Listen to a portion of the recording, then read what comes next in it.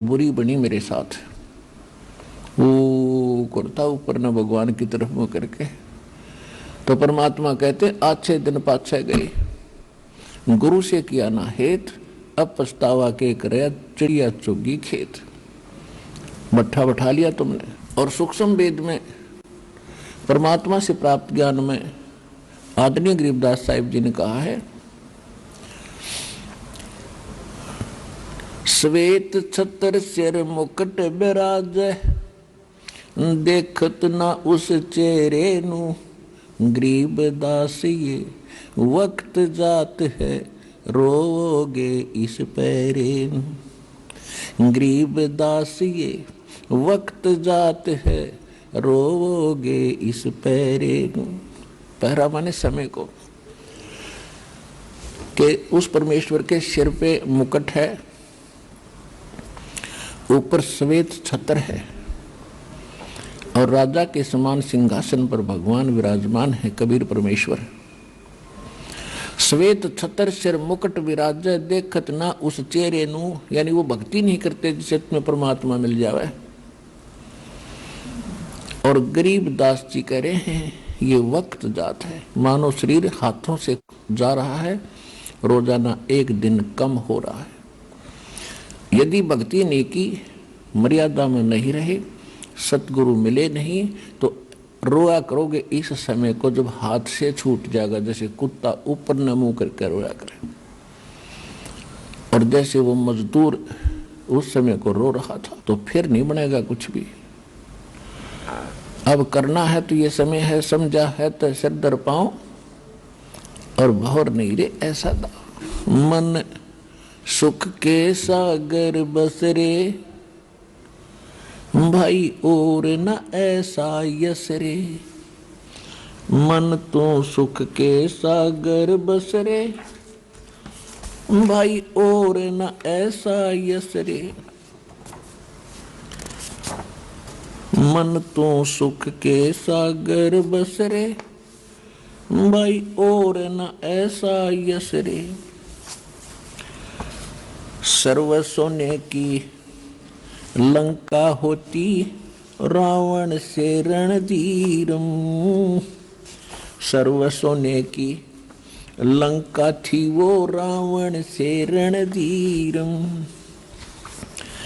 एक पलक में राज बिराजी, वो जम के पड़े जंजीरम। मन तो सुख के सागर बसरे, भाई और न ऐसा यस रे। मन तू सुख के सागर बसरे, भाई और न ऐसा यस रे। दुर्योधन से राजा होते, संग इकोतर भाई।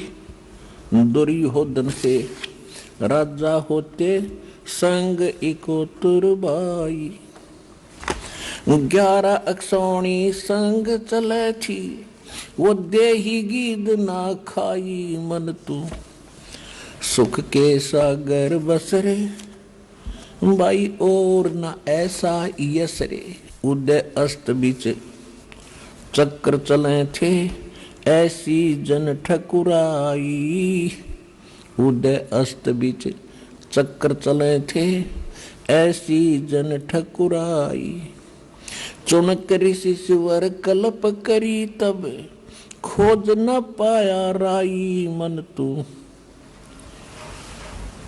सुख के सागर बसरे, भाई और न ऐसा यस रे।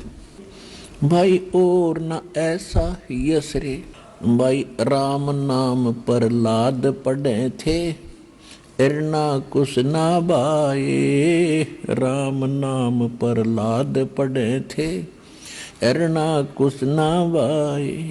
नरसिंह रूप धरे नारायण, वो खम्भ पाड़ के आए। मन तू सुख के सागर बसरे, भाई और न ऐसा यस रे। नामदेव नाम परमात्मा का रटते, जाकी छान छवाई। नामदेव नाम राम का रटते, जाकी छान छवाई।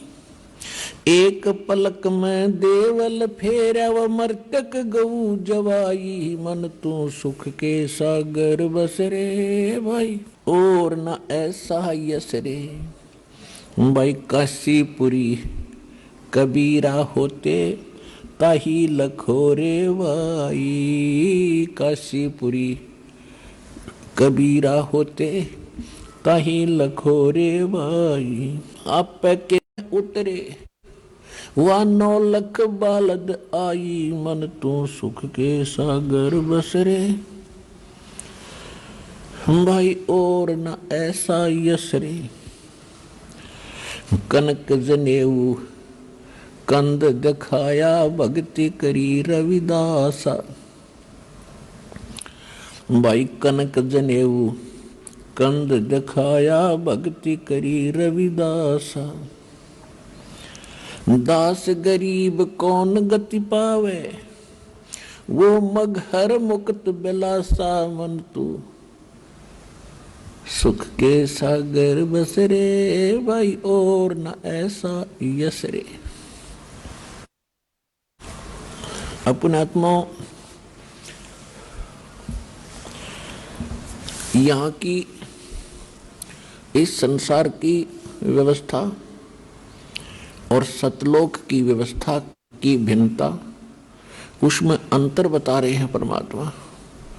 परमेश्वर के उस अमर ज्ञान सूक्ष्म वेद से परिचित आदरणीय गरीबदास साहिब जी क्या संदेश दे रहे हैं जो परमात्मा से प्राप्त हुआ कि मन तो सुख के सागर बस रे, और नहीं ऐसा यश रे। यश माने महिमा, यानी किसी की तो बड़ाई। अब जैसे कोई अच्छा राजनेता बन गया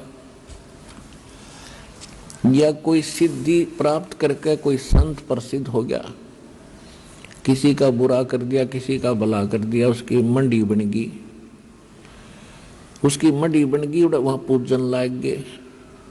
मनमाने वो संत या राजनेता अपनी बनी हुई स्टेच्यू पर उसकी मूर्ति बना लेते हैं, साल भर में एक बार माला डाल देते हैं उसकी आदर करने के लिए, और मनमाने वही कबूतर बनकर अपने ही उस स्टेच्यू पे तो खाक बढ़ाई है। या गधा बनकर कितना कुमार का लटखा रहा होगा वो, जिसकी मूर्ति बनाकर माला डालकर आदर किया जा रहा है, ये खाक यस है।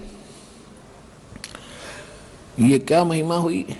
तो यहाँ परमात्मा बताते हैं, मन तो सुख के सागर बस रे भाई, और न ऐसा यस रे।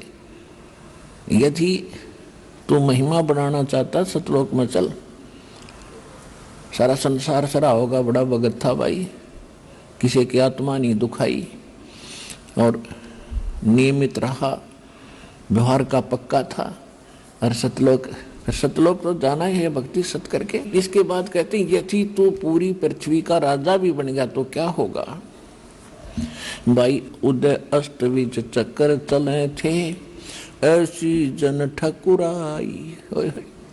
सूर्य उदय हो और अस्त हो, यानी पूरी पृथ्वी का राजा था, एक मान धाता चक्रवर्ती राजा,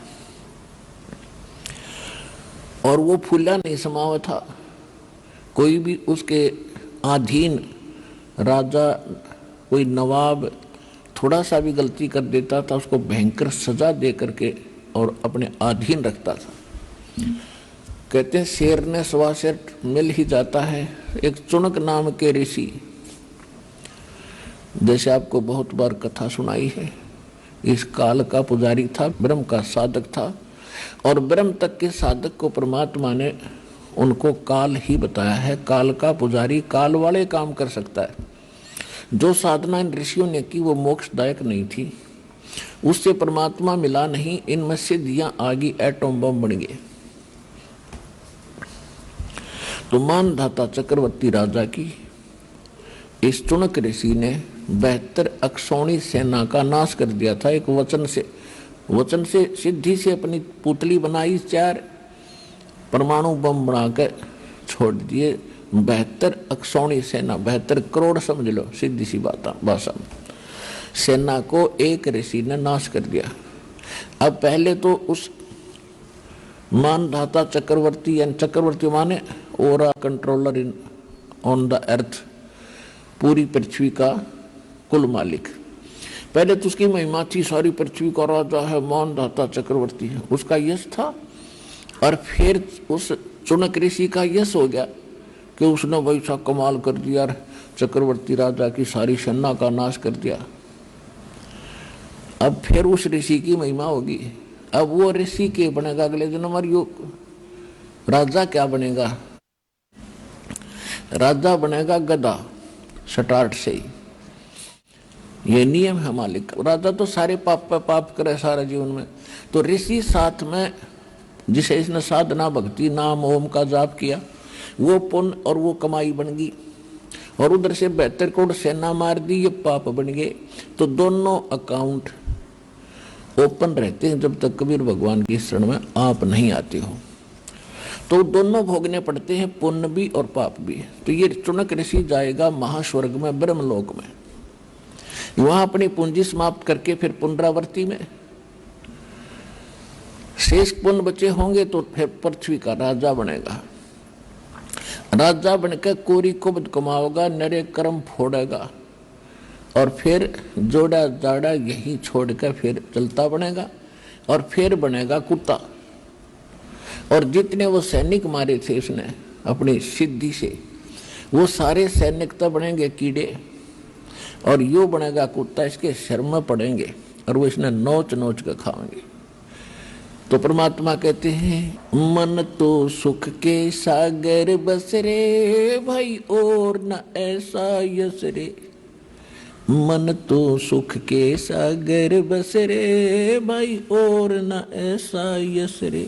तो इस प्रकार हमने इस अध्यात्म मार्ग को समझना है। अपना आत्माओं, अध्यात्म मार्ग को समझने के लिए हमें थोड़ा सा समय लगाना पड़ेगा। हम एक रोटी के लिए कितना समय लगाते हैं, कई मजदूरी करते हैं, कोई किसान का काम करता है, कोई अधिकारी कर्मचारी बनकर अपनी रोजी रोटी के लिए ही हम बहुत समय लगाते हैं। इसमें से थोड़ा सा समय भगवान की तरफ लगा दो, इतना ही पर्याप्त है। 24 घंटे होते हैं एक दिन रात में, इसका 10% भी भगवान की तरफ लगा दोगे, यूं बरकत कर देगा आपने। 10% समझो, लगभग 3 घंटे लगा लो, इससे आपको बहुत फायदा हो जाएगा, बहुत लाभ मिलेगा। जब आपको परमात्मा का यथार्थ ज्ञान हो जाएगा और पूरे संत मिल जाएंगे तो मोक्ष में संशय नहीं है, यदि आप मर्यादा में रहकर भक्ति करते रहोगे। ये तो बेसिक लिख लेना कितने डायरी में, आपको ये सब कोर्स प्राप्त होगा कंप्लीट। इसके योग्य बने रहना, आजीवन मर्यादा में रहना, आप यहाँ से जहाज में बैठ के जाओगे सतलोक के अंदर। या तो चिंता ना करियो।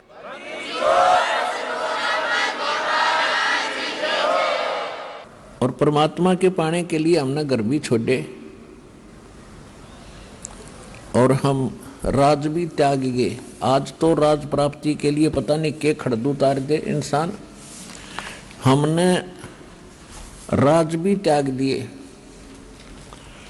और परमात्मा के पाने के लिए हम घोर तप किए, शरीर सुखा दिया, सूख के काटे हो गए, दीमक चढ़ गई, भगवान नहीं मिला। वो क्यों ना मिला? क्योंकि वो तो काट के हथौड़े थे और डंडी काटने का प्रयत्न था, वो कद्दे भी ना कटे, काट के हथौड़े थे और डंडी काटे। यानी बड़ा पेड़ हो कोई और उसको कोई काट के हथौड़े तक काटे तो मूर्ख हो।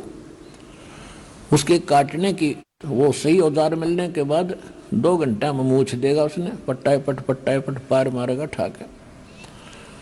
तो आपको वो तेज हथियार दे दिए हैं, सारनाम सतनाम और प्रथम मंत्र।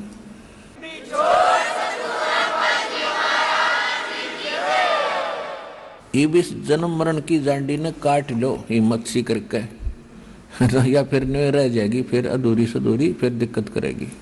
अब जिसको हम परमात्मा माना करते थे, जिसको हम भगवान मान के और उसकी पूजा करा करते थे, ऋषि लोग ब्रह्म मानते थे, अंतिम भगवान।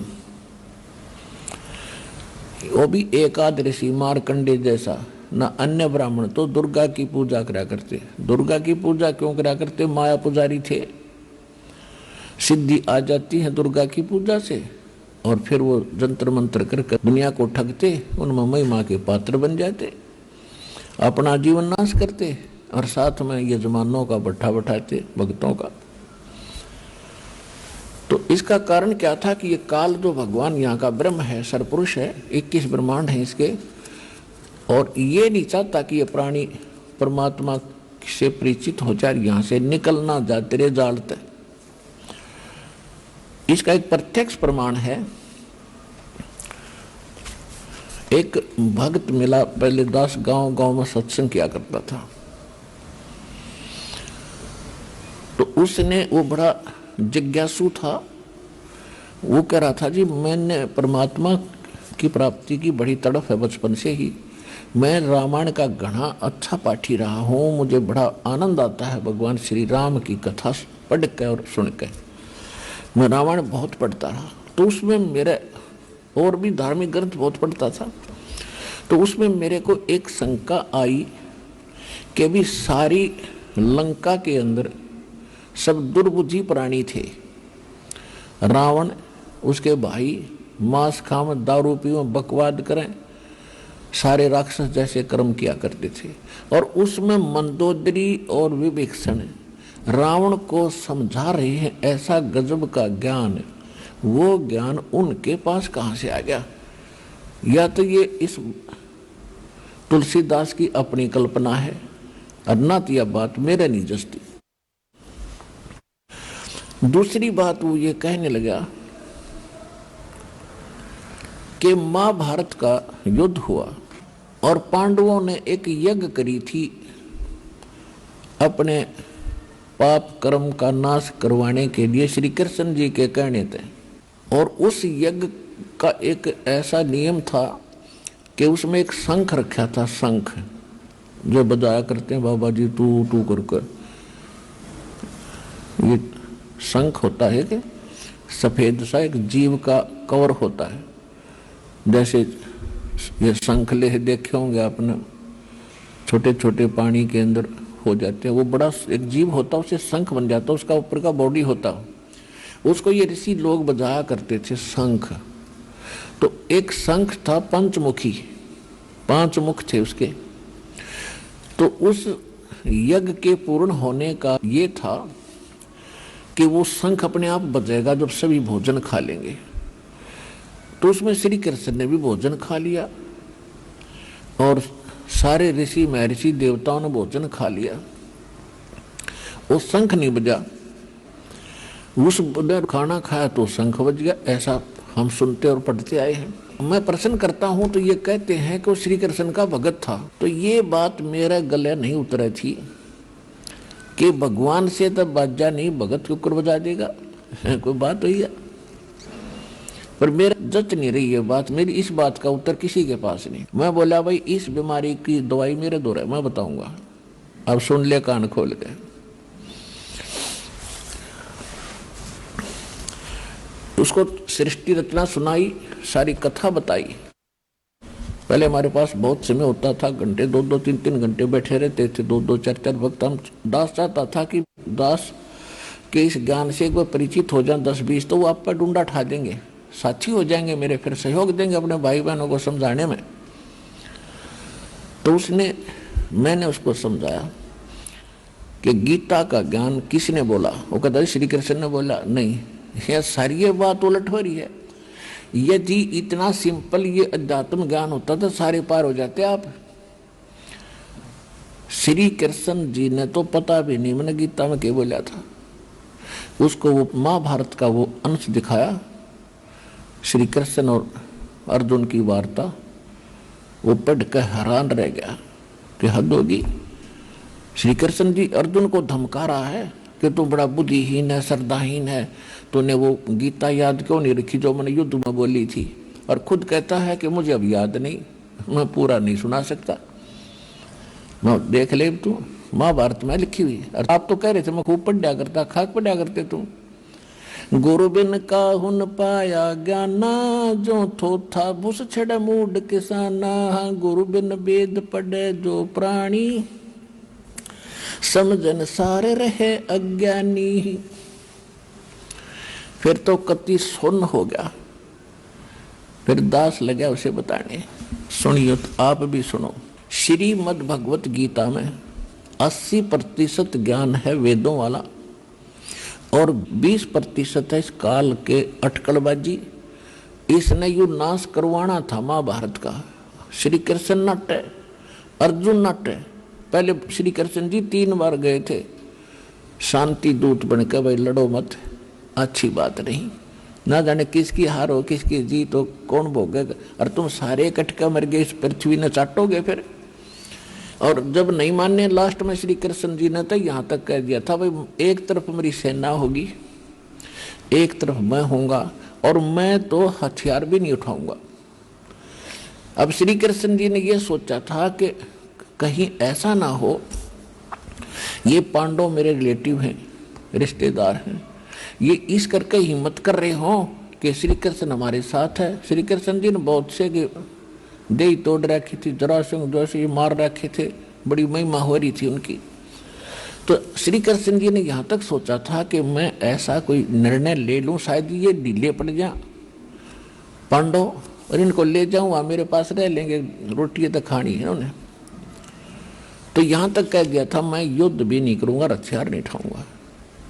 लेकिन फिर भी जैसे तैसे युद्ध होने लगा तो उस समय अर्जुन नट है, मैं तो भीख मांग के खा लूंगा, ये नाश नहीं करूंगा, भगवान मेरे पर नहीं होगा। और भगवान ने कहा उठा ले हथियार, तो देख तेरे दोनों हाथों में लाडू हैं। अब फिर वही भगवान श्री कृष्ण कह रहा है, लेकिन वो नहीं कह रहा था। श्री कृष्ण में यू काल प्रवेश कर गया, यू नाश करना है काल। इसका नाम है काल। गीता अध्याय नंबर 11 के श्लोक 32 में स्वयं कहता है कि मैं काल हूं अर्जुन, और सबका नाश करने के लिए ईब आया हूं, परवर्त हुआ हूं। श्री कृष्ण तो पहले ना वही उपस्थित थे। अब वो तो सुन हो गया, कति सारी सुने कि वो जिज्ञासु था। अब विचार कीजिए, उस समय अर्जुन कह रहा है कि हे भगवान हम तो भीख मांग कर खा लेंगे, ऐसा जुल्म नहीं करूंगा। भाई भतीजे, ये चाचे ताऊआ के बेटे भाई को दूर थोड़े होया करें, हरादी न मारूंगा मैं, और किसके लिए। लेकिन फिर क्या कहता है दूसरे अध्याय के 37वें श्लोक में कि अर्जुन तेरे दोनों हाथों में लड्डू है, यदि मर गया युद्ध में तो स्वर्ग में जाएगा, और यदि विजयी होगा तो पृथ्वी का राज भोगेगा। और अर्जुन तो लाभ हानि को त्याग कर निष्काम भाव से युद्ध कर ले, तुझे पाप नहीं लगेंगे। अब अर्जुन नहीं मान रहा था, उसके गले यह बात उतरा नहीं थी। उसने भगवान को अध्यात्म ज्ञान में उलझा दिया कि शायद इसकी बुद्धि बदल जाए, वो मेरे को इतना प्रेरित कर रहा है। ये फिर पूछने लग गया भगवान है फलाना कैसे होगा, वो तत्ब्रह्म कौन है। यानी 17वें 18वें अध्याय तक पहुंच गया कहता कहता। जब उसने 11वें अध्याय में अपना विराट रूप दिखाया और कहा ये है मेरा असली रूप, अर्जुन जैसे योद्धा कांपन लग गए उसके रूप ने देख के। तो खाक भगवान जिसके रूप तो डर लग गए, वो तो काला था और काल ने पूजा करते हैं। लास्ट में अर्जुन ने डरते ने हाँ भर दी, समझ गया इसके उद्देश्य को। वो तो श्री कृष्ण ही मान रहा था कि श्री कृष्ण युद्ध करवाना चाहे है, और मन ने मना कर दिया। इसने फिर वो रूप दिखा दिया, मेरा तो हार्ट अटैक हो जाएगा। तो डरते ने हाँ भर ली, महाराज मैंने सारी बात समझ ली और आप जो कहोगे वो ही करूंगा। ठालिया लठ हो गया नाश। महाभारत का युद्ध समाप्त हुआ, कौरवों की हार हुई, पांडव विजयी हो गए। युधिष्ठिर राजगद्दी पर बैठा दिया और ठाठ से वो राज करने लगे। कुछ दिन के बाद युधिष्ठिर राजा को ऐसे भयंकर स्वप्न आने लगे, वो प्रेत बाधा से पीड़ित हो गया। युद्ध में मारे गए जितने भी सैनिक थे वो दिखाई दें कटे हुए सिर और घर में घुसते हुए हाहाकार मच रही है, और जैसे औरतें चूड़ियां फोड़ रही हैं कि राजा तुमने हमारे पतियों की खून पी लिया, वो राज कर रहे हो। अब वो बैठ जाता था, आंखें फटी फटी रहती थी जैसे प्रेत बाधा से व्यक्ति होता है। खाना पीना छूट गया।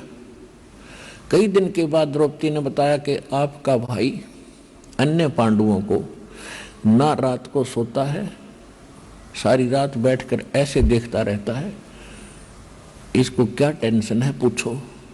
तो सभी भाइयों ने मिलकर उससे प्रार्थना की तो वो टाल जाता था, नहीं ऐसा कोई बात नहीं, ऐसी कोई बात नहीं। क्योंकि पहले ऐसे व्यक्ति होते थे, वो चाहते थे कि मेरे दुख में कोई और दुखी ना हो, मैं हो लूं जितना होना है।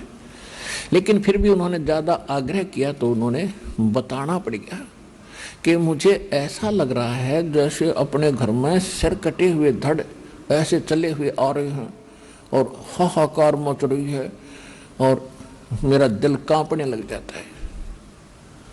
औरतें चूड़ियां फोड़ती मुझे नजर आ रही है। अब श्री कृष्ण जी इन पांडवों के धार्मिक गुरु भी थे, तो कोई भी दिक्कत आती है अपने धार्मिक गुरु के पास ही जाकर उसका समाधान किया जाता है। तो पांचों पांडव रथ लेकर और पहुंच गए द्वारका में। श्री कृष्ण जी से कारण जानना चाहा। श्री कृष्ण जी से पूछा कि ऐसे ऐसे हमारे भैया को ये तकलीफ है, ये दुख है, इसका कारण तथा समाधान बताइयो भगवान। श्री कृष्ण जी ने कहा कि तुमने जो महाभारत में बंधुघात किया, अपने कुल के लोग मारे और साथ में कितनी सेना मर गई, जिस कारण से आपको ये बाधा, ये पाप कर्म दुखी कर रहा है।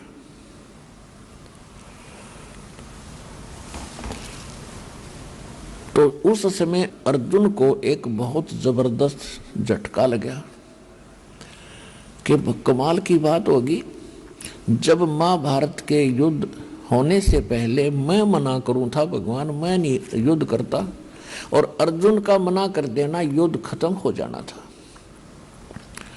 मैं मना करूं था मैं युद्ध नहीं करूंगा, मैं पाप नहीं करना चाहता, इस पाप के अन्न को नहीं हम इकट्ठा करना चाहते।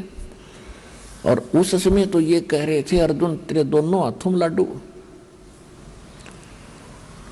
मर गया तो स्वर्ग जाएगा और विजयी हो गया तो स्वर्ग का राज भोगेगा, और युद्ध कर ले तुझे पाप नहीं लगेंगे। और आज ये भगवान कह रहे तुम्हें वो पाप लग गए जो युद्ध में आदमी मारे थे। लेकिन उस समय बोलना उचित नहीं समझा, लेकिन सब्र की घूंट पी ली।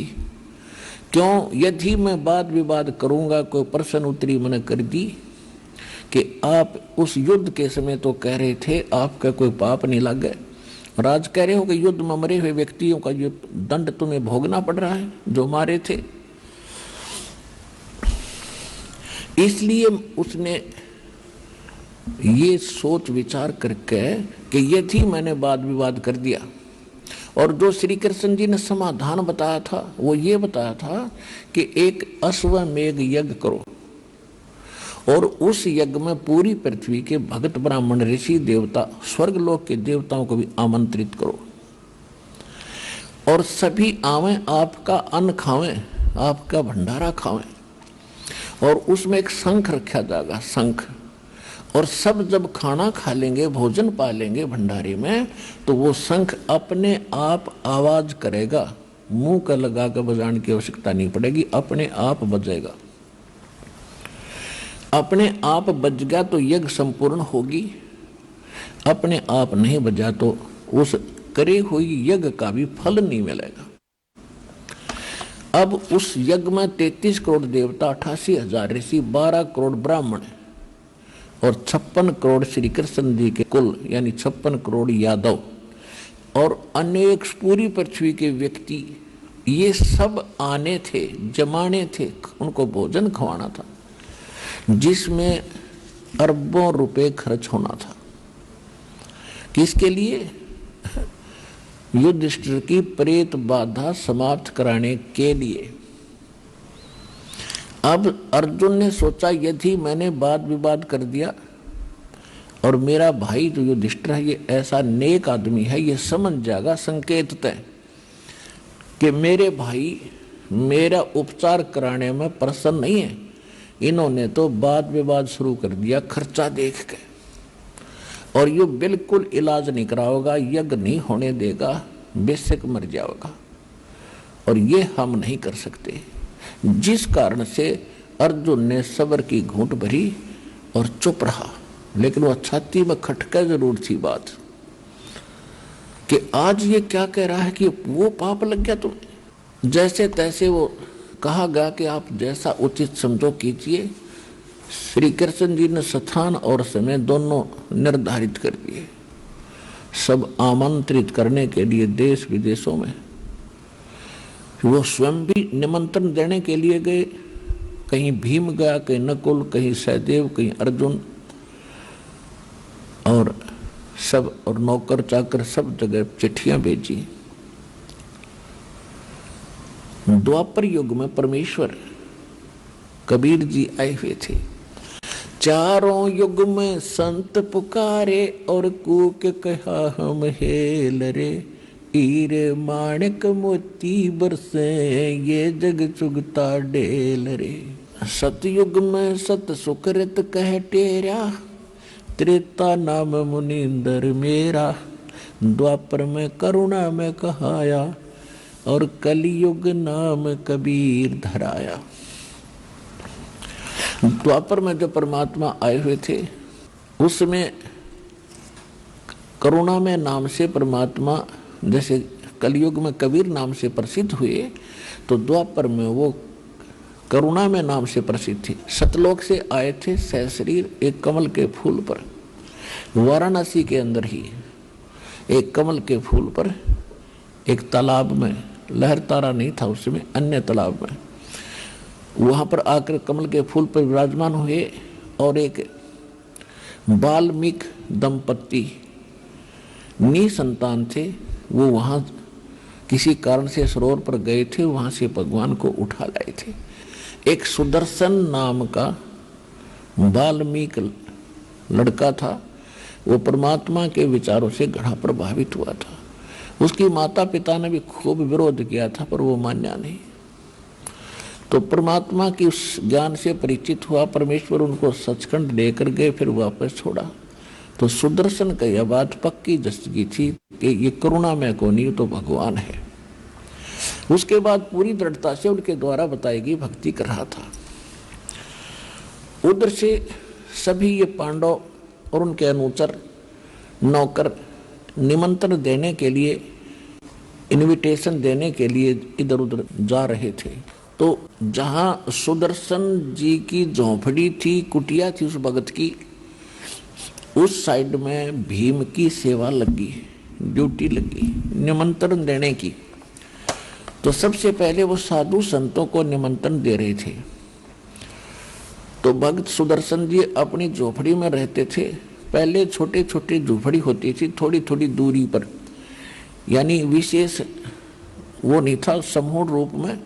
इस एक की यहाँ झोपड़ी है कि 10 किले दूर है, इसकी तो 20 किले दूर है, जैसे ढाणी सी बड़ी होती, ऐसे होते थे पहले।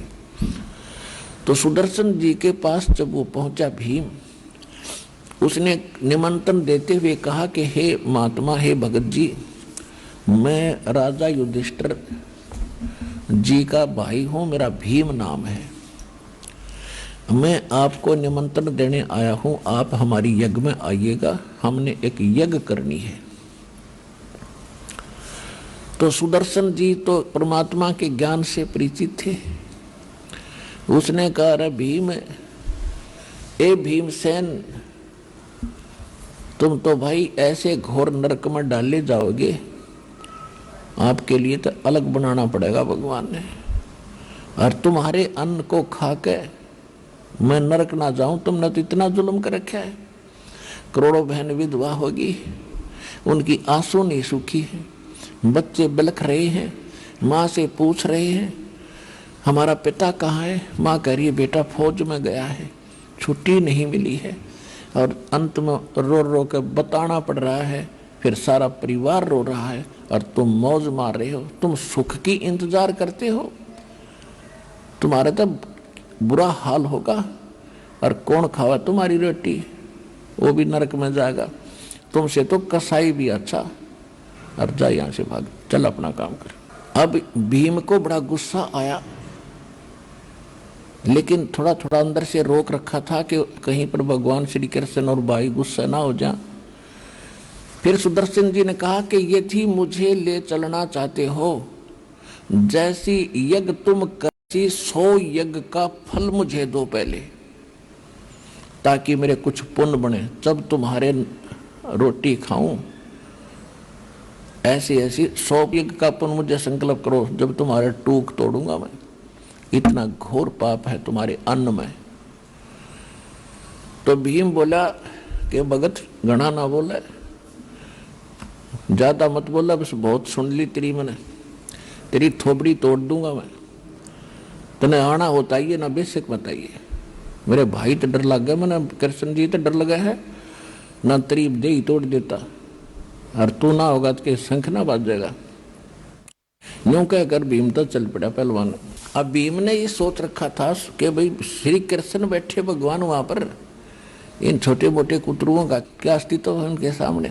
ऐसी चौंध लाग रही थी उनके, और ये चौंध तोड़ा कर कबीर भगवान। अब क्या हुआ, सुदर्शन जी ने जब कहते दी, सच्चाई तो कहनी पड़े, भगत का धर्म बनता है। फिर वो चिंतित हो गया कि ये राजा लोग जाके युद्ध मस्तारेंगे, अपने भाई ने बताओगा, वो सेना भेजेंगे। तो वो कबीर परमेश्वर जी के पास गया, अपने गुरु जी के पास, करुणामय जी के पास, और उनको सारी स्थिति से परिचित कराया। कैसे ऐसे भीम आया था जी, और मैंने ये उत्तर दे दिया। परमात्मा बोले बेटा खरा जवाब दिया तने, भगत का यही धर्म होता है, मानो चाहे मत मानो। और एक बात और सुन ले, उनका संग शोक ना बाजो, सारे डांगर बैठे उड़े, ये सारे के सारे 84 के ढोर, ये 33 करोड़ देवता, 88,000 ऋषि और 12 करोड़ ब्राह्मण, ये जितने, और बाकी जनता का तो जिक्र नहीं, वो तो भक्ति बेचारे करते ही नहीं। ये साधना करते हैं तो भी काल की, और इनकी साधना से, इनकी भक्ति से ये 3 ताप भी नाश नहीं हो सकते।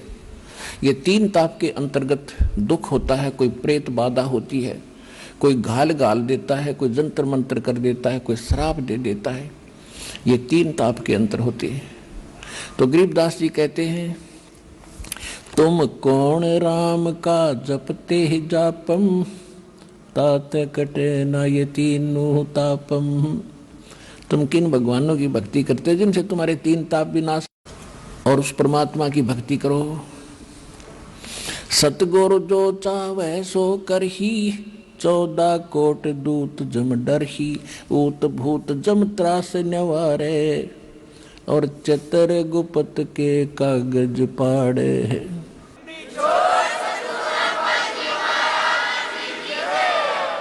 अब क्या हुआ, निर्धारित समय पर स्वर्ग से 33 करोड़ देवता, 88,000 ऋषि, 12 करोड़ ब्राह्मण, जिन्होंने चारों वेद कंठस्थ गोट रखे थे, कंठस्थ याद थे, और बाकी 56 करोड़ यादव क्योंकि रिश्तेदार थे श्री कृष्ण पांडवों के, तो और भी बहुत से जनता के जन भी बहुत सारे आमंत्रित थे। और एक संख रख दिया अलग से, एक अलग से स्टेज बनाकर, एक स्थान बनाकर न्यारा, और शंख रख दिया एक सुसज्जित स्थान पर। सब ने भोजन खा लिया और शंख ने टस से मस आवाज नहीं करी। तो युधिष्ठिर जी श्री कृष्ण जी के पास गए कि भगवान शंख नहीं बजा, क्योंकि सबकी नजर शंख पर थी कि शंख बज गया तो ये सारा खर्चा पूरा होया, ना तो व्यर्थ गया। अब उधर से वो देवता लोग स्वर्ग के आए हुए ब्राह्मण आपस में फुसर कर रहे हैं, अरे शंख कैसे बजेगा, इनके तो पाप बहुत करे, इन्होंने तो करोड़ों व्यक्ति मार रखे हैं, ऐसे बच जाएगा शंख। बताइए, इनकी कहानी थी। फिर तुम टिंडे लेना आए थे यहाँ पर तुम क्या करना आए थे, खागड़ो नाते इसका। अच्छा, अब क्या हुआ, श्री कृष्ण ने भी भोजन खा लिया और फिर भी शंख नहीं बजा। युधिष्ठिर जी कहने लगे भगवान हमने पापा गणे कर रखे हैं, ये शंख नहीं बाजे। श्री कृष्ण जी बोले भाई इस शंख ने बजाने वाला आया ना है यहाँ पर। अब परमात्मा ने श्री कृष्ण की बुद्धि ऑन कर दी कि वो बोल दे साची साची। तो उसको बैठा दिखे कि एक भक्त है ऐसे ऐसे वहां पर झोंपड़ी में, और सुदर्शन नाम है उसका, आप उसके पास नहीं गए क्या? तो युधिष्ठिर ने कहा कि उस साइड में भीम की सेवा लगाई थी, भीम से पूछते हैं। भीमसेन बुलाया। युधिष्ठिर जी ने कहा कि भगवान बता रहे हैं कि ऐसे कोई सुदर्शन नाम का एक वाल्मीकि भक्त है, उसके पास नहीं गए आप, आमंत्रित नहीं किया उसको? युधिष्ठिर ने कहा जी आमंत्रित तो किया, पर वो तो कुबोल आदमी है, बहुत बूढ़ा बोलता है। श्री कृष्ण जी ने कहा कि क्या बोलता है, तूने हमें बताना चाहिए था। क्या समस्या थी? कि उसने बहुत बुरी बात कही। एक तो उसने ये कंडीशन रख दी, जो यज्ञ तुम करने जा रहे हो और ये सफल हो जा, ऐसी ऐसी 100 यज्ञ का फल मुझे दो। और दूसरे अटपट घनी बकवाद करे था, यूं बोला तुमने तो इतने पाप कर रखे, तुम्हारे अन्न को कौन खावे, नरक में जाओगा और तुम्हारा तो बुरा हाल होगा, तुम सड़क मरोगे, तुमने इतने पाप कर रखे। आइए अब हम उन श्रद्धालुओं के अनुभव जानते हैं जो जगत गुरु तत्वदर्शी संत रामपाल जी महाराज जी से दीक्षा प्राप्त कर चुके हैं तथा उनके द्वारा बताए गए भक्ति मार्ग पर चल रहे हैं। सर नमस्कार। नमस्कार सर। सर क्या नाम है आपका? मेरा नाम अखिलेश गुजर। सर कहाँ से आए आप? मैं शहर सनावत, जिला खरगोन, MP मध्य प्रदेश का हूँ। अखिलेश जी क्या करते हैं आप? मैं पेशे से डॉक्टर हूँ सर। सर हम आपसे पूछना चाहेंगे कि संत रामपाल जी महाराज से आप कब जुड़े? मैं संत जगत गुरु तत्वदर्शी संत रामपाल जी महाराज जी से अक्टूबर 2012 में जुड़ा सर। संत रामपाल जी महाराज से नाम दीक्षा लेने से पहले आप क्या भक्ति करते थे? वही अन्य देवी देवताओं की भक्ति करता था। चूँकि नर्मदा तट का था इसलिए नर्मदा की पूजा, नर्मदा जी को भी थोड़ा मानता था, पवित्र नदी और माँ के स्वरूप उसको माना जाता है। ओमकारेश्वर क्षेत्र का था, इसलिए अन्य देवी देवताओं की भक्ति के साथ साथ नर्मदा की भी भक्ति करता था। और एक नर्मदा तट में जो साधु संत रहते थे, मैं उन्हीं को मानता था कि यही साधु संत हैं। वो एक साधु थे, उनको मैंने अपना गुरु बना रखा था, जो कि फक्कड़ थे, जटाएं रखते थे और कुछ योगा वगैरह भी सिखाते थे। तो उन्हीं की मैं उनके बताए अनुसार ही भक्ति करता था। अखिलेश जी चूंकि आप डॉक्टर हैं, एक डॉक्टर के पास लोग अपना रोग दूर करने के लिए, अपनी शारीरिक पीड़ाओं को दूर करने के लिए डॉक्टर का सहारा लेते हैं, डॉक्टर के पास आते हैं। आप खुद एक डॉक्टर हैं, हम आपसे जानना चाहेंगे कि आपने संत रामपाल जी महाराज से नाम दीक्षा क्यों ली? सर कुछ मेरे साथ ऐसी घटना घटी कि परमात्मा ने मुझे शरण में बुलाना था, संत रामपाल जी महाराज ने। तो उसके पहले कुछ तैयारियां मेरे से करवाई। समय परिस्थितियां कुछ ऐसी बनी कि मुझे सारे कामकाज ठप हो गए। मैंने अपने मित्रों के साथ एक कारखाना डाल दिया था जो कि वेल्डिंग रॉड का होता है। उसमें मुझे बहुत ज़्यादा लॉस गया और वहीं से मेरी इच्छा हुई कि ये सब काम बेकार है और कहीं एकांत में जाना चाहिए, इन चीज़ों से भी हटके कुछ शांति चाहिए। क्योंकि पैसा तो एक अलग चीज़ थी, पर जो मानसिक शांति मेरी असंतुलित हो रही थी, मेन उद्देश्य वही था कि मैं कहीं शांति पाना चाह रहा था। और मैंने इसी दौरान साधु संतों की शरण ग्रहण करी। मैं एक नाथ संप्रदाय के साधु से भी संपर्क में रहा, तो मैं मानसिक संतुलन बहुत डिस्टर्ब हो रहा था। इसीलिए मुझे मेरे मित्र ने बताया और मैं जगत गुरु तत्वदर्शी संत रामपाल जी महाराज की शरण में आया। सर संत रामपाल जी महाराज से अभी तक जितने भी अनुयायी जुड़े हैं, जिनसे भी हमारी मुलाकात हुई है, जिनका भी हमने साक्षात्कार लिया है, सभी ने बताया है कि किसी को मानसिक रोग था वो ठीक हो गया, किसी को शारीरिक रोग था वो ठीक हो गया है, किसी को आध्यात्मिक लाभ मिले हैं, किसी को आर्थिक लाभ मिले हैं। हम आपसे जानना चाहेंगे अखिलेश जी, चूंकि आप डॉक्टर हैं, तो संत रामपाल जी महाराज से नाम दीक्षा लेकर के आपको क्या फायदा मिला है, क्या लाभ मिले हैं? सबसे पहले तो मुझे इस मानव मनुष्य जीवन का मेन उद्देश्य पता चला कि आखिर मनुष्य जीवन होता क्या है। क्योंकि इससे पहले तो पशुओं की तरह जीवन जी रहे थे। डॉक्टर चूंकि थे जरूर नाम से, पर जो जीवन था वही था जो एक साधारण जनता जीती है, नशा करना, दोस्तों के साथ घूमना। और परमात्मा जी की शरण में आने से सबसे पहला और सबसे बड़ा लाभ मुझे जो मिला कि जैसे ही मेरी मानसिक संतुलन थोड़ा गड़बड़ हुआ और मुझे लॉस हुआ धंधे में, उसी दौरान मेरी शादी हो गई थी। तो शादी के 5-6 साल बीत चुके थे और मेरे घर श्रीमती जी को जो भी गर्भ धारण होता था उसमें दिक्कत आ जाती थी। मैंने अच्छे अच्छे डॉक्टरों से संपर्क करा। मेरे पास में इंदौर जैसा बड़ा सा शहर है, वहाँ के जो फेमस डॉक्टर थे मैंने उनसे भी मुलाकात करी। तो वो लोग यही बोलते थे ऐसी प्रॉब्लम आजकल आम बात हो गई है और कुछ नहीं, अगली बार फिर से आप थोड़ा ध्यान रखिए, प्रिकॉशंस रखिए, आराम करने दीजिए। ऐसे जो भी मेडिकल टर्म्स के हिसाब से जितने भी रूल्स होते हैं वो सब मुझे बता देते थे और मैं उनके अनुसार फिर अगली बार सारे नियमों को फॉलो करता था, पर कुछ भी लाभ नहीं हो पा रहा था सर। वाइफ के साथ 3 बार ऐसी घटना चूंकि हर 6 महीने साल भर के अंदर हो रही थी, तो मेरा विश्वास उठ गया था मेडिकल लाइन से कि डॉक्टरों से ही सब कुछ नहीं हो सकता है, क्योंकि कहीं ना कहीं डॉक्टर भी भगवान के आगे सिर झुकाता है। तो डॉक्टर सब कुछ नहीं कर सकता, भगवान भी कोई चीज है। और मैं संत रामपाल जी महाराज की शरण में जा चुका था, तो मुझे ऐसा लगा कि कहीं ना कहीं संत रामपाल जी महाराज की दया से ही कुछ आगे बढ़ सकता हूँ। उसी बीच मेरा एक विचार भी हो गया था, जब उनकी मैं पीड़ा देखता था ऐसे समय में, तो मेरा विचार हो गया था कि अब मैं ये इस टाइप की कोई भी चीज नहीं चाह रहा हूँ बच्चे जैसी। अब मैं किसी भी गरीब व्यक्ति के बच्चे को या जिसके पास ज्यादा बच्चे या कोई अनाथालय वहां से एक बच्चा अडॉप्ट कर लूंगा, क्योंकि बच्चा चाहिए क्यों, सिर्फ मनोरंजन के लिए, आगे चल के वो आपकी सेवा कर सके, ऐसे इसी सुविधाओं के लिए बच्चा चाहिए। तो मैंने ये विचार किया कि किसी गरीब व्यक्ति का बच्चा अडॉप्ट कर लूंगा। और मैं श्रीमती जी से बार बार बोलता था कि एक कोई गरीब परिवार देखेंगे और अपन बच्चा ले लेंगे। तो मुझे बोलती थी कि नहीं, कभी खुद का भी बच्चा होना चाहिए, मैं भी माँ बनना चाहती हूँ। तो इस बीच बरवाला की घटना हो गई और चूंकि बरवाला की घटना के बाद सभी चीज छूट गई थी, दूर हट गए थे थोड़ा सा। और मुझे आज अच्छे से याद है कि वो दिन 31 दिसंबर 2014 का था। रात का समय चल रहा था, मैं और मेरा मित्र हम लोग बैठे थे ऐसे घर पर ही, चाय के साथ हंसी मजाक चल रही थी और वो अपने घर चले गए। मैं इतने में सुबह सुबह करीब 4 बजे मुझे एक सपना सा आया और वही सपना सेम भक्तमती मेरी वाइफ को भी आया। हम दोनों को ऐसा एहसास हुआ कि कहीं ना कहीं हमारे कमरे में बंदी छोड़ संत रामपाल जी महाराज जी आए और एक अचानक सी हल्की सी लाइट का एहसास हुआ और एक शांति फील हुई। तो वैसे मेरी आंखें खुल गई करीब 10 मिनट बाद और मेरी वाइफ की भी आंखें खुली। हमने एक दूसरे से देखा और पूछा कि आपको कुछ दिखा? मैंने बोला हाँ मुझे भी कुछ दिखा। और बोले कि क्या दिखा? तो मैंने बोले पहले आप बताओ। उन्होंने बताया कि भाई मुझे रामपाल जी महाराज जी के दर्शन हुए। मैंने कहा मुझे भी सदगुरु रामपाल जी महाराज जी के दर्शन हुए। वो दिन था भगत सर और आज का दिन है कि बंदी छोड़ परमात्मा संत रामपाल जी महाराज की दया से दास के पास एक 2 साल की गुड़िया है और इतनी सुंदर है कि कोई भी देखता तो बोलता है यार ये आपकी गुड़िया नहीं हो सकती।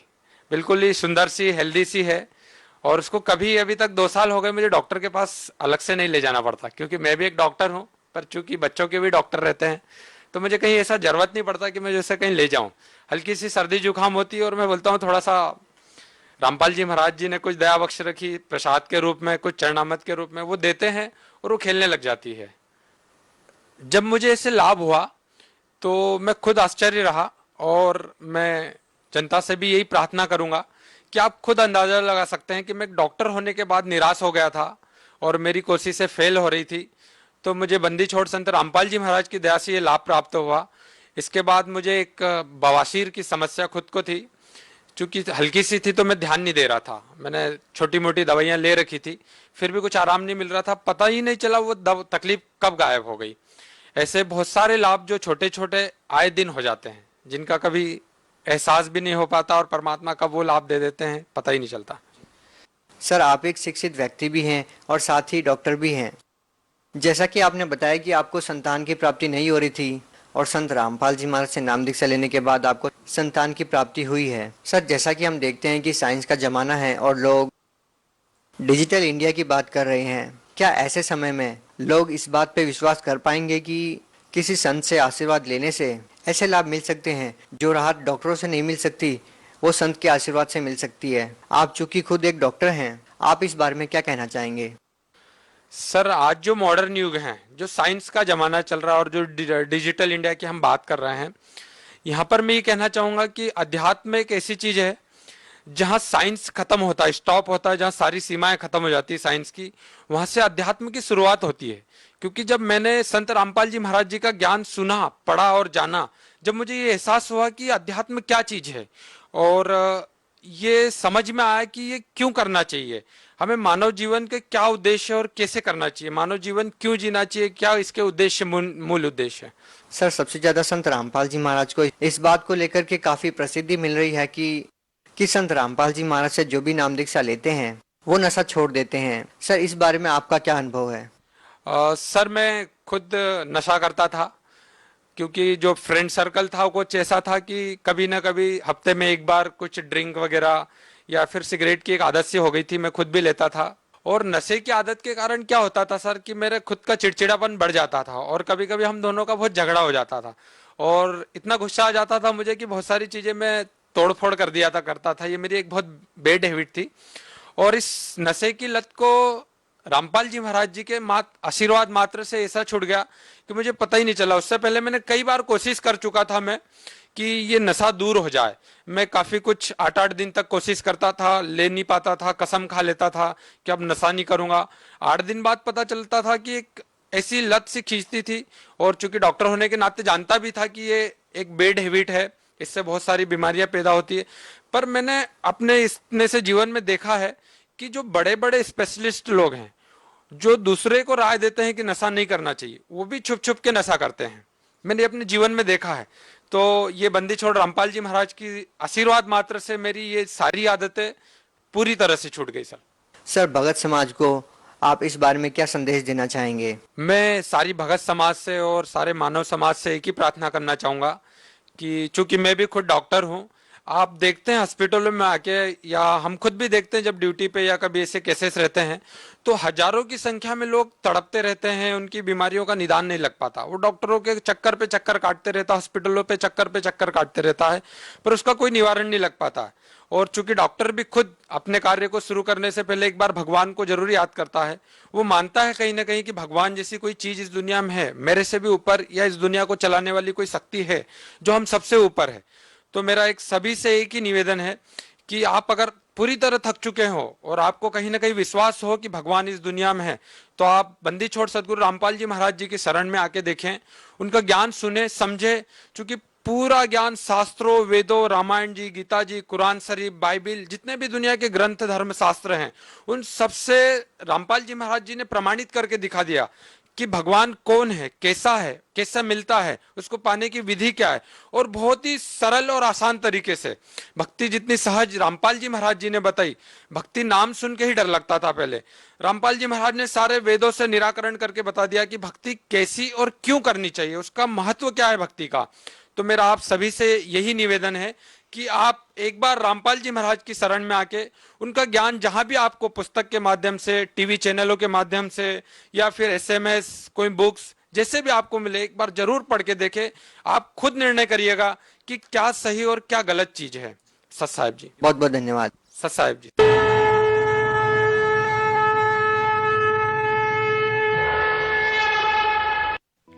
आप सुन रहे थे जगत गुरु तत्वदर्शी संत राम